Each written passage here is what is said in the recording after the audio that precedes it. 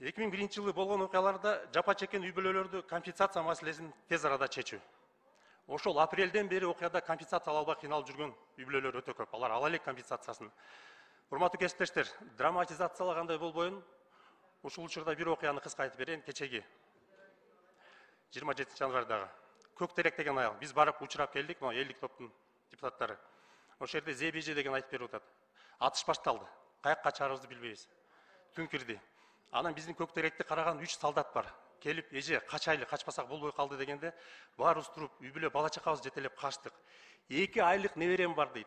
Аны көтөрүп, бала чака менен солдаттарды ээрчип качып кетип атам. Солдаттар жаткыла деген жерде жатам, лайыбы, курукпу.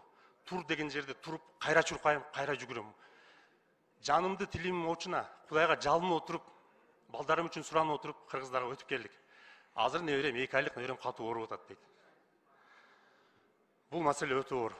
Ошондой шартта жашап аткан элдерибиз азыркы күнгөчө компенсация ала экен. Бул боюнча да чоң маселе бар. Кийинки маселе. Чегара айылдарында курулуп жаткан мектептерди бүтүрүү. Мисалы ошол эле Орто Боздо авариялык деңгээлде мектепте окушат, жаңы мектеп курулуп атат.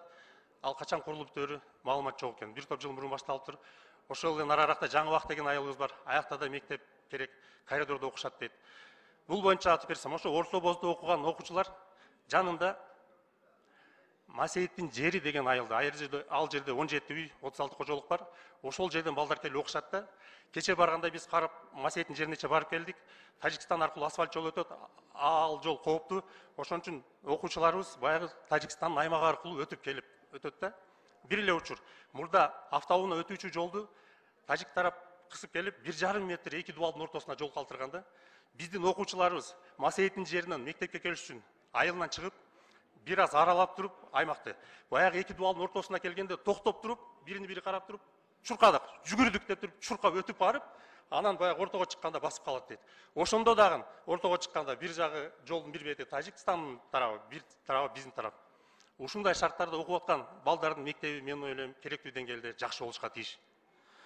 Анан дагы эле өткөн отурумда айттык эле ушу 62 айыл боюнча тизмеге кирген. Өзгөчө маканда. Бул тизме 12-жылы түзүлгөн тизме экен. Андан бери канча өзгөрүүлөр болду.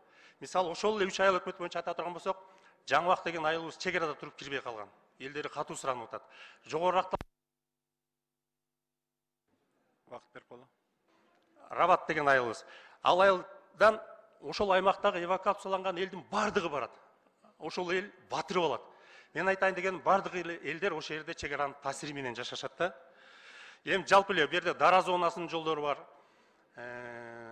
Кире турган ушул карай турган көңүл бурула турган жолдор көп баткен аймагында. Ошолорго көңүл бурсак. Эми мен айтайын дегеним, жакшыны дагы эле айтып кетейин деп атам. Кече биз барып көрдүк, ошол ички иштер министрлиги атайын имарат куруп ошол жакта бөлүк ачып атыптыр. Бул эл үчүн, ошол жактагы эл үчүн чоң таяк, чоң жөлөк таяна турган болуп атат да. Таянышып, сүйүнүп, кубанып отурушат. Ошол жумуштарды көбүрөөк алып барсак. Биздин сунуштарыбыз мүмкүнчүлүк болсо колдоп берсеңиздер. Комиссия түзсөк, кабинеттер министрлери тарабынан, атайын министрлерден, тиешелүү министрликтерден жетекчилерин алып, ошол комиссиянын курамына киргизсек, барып, жеринен, жайынан таанышып, 5 күн болобу, 10 күн болобу, бизге так маалымат берсе, изилдеп, ар багыт боюнча жумуштар жүрүп атат дейт, суу боюнча, таза суу боюнча. Алардын баарын тактап, топтоп, дагы кандай жумуштарды аткара алабыз? Канткенде элдин ошол жердеги социалдык багытын, социалдык жашоо деңгээлин өзгөртүп бере алабыз. Аягында биздин элдик топтогу өзүнүн лидерибиз менен кеңешип, биздин 1 айлык маянабызды ошол Баткенге которуп берүүнү чечтик. Мен суранам, ушул сунушту колдоп берсеңиздер, комиссия түзүү боюнча министрлердин жетекчилиги астында. Рахмат. Рахмат, Нурлан Аскаралович. Абдан маанилүү маселени козгоп көтөрүп кеттиңиз.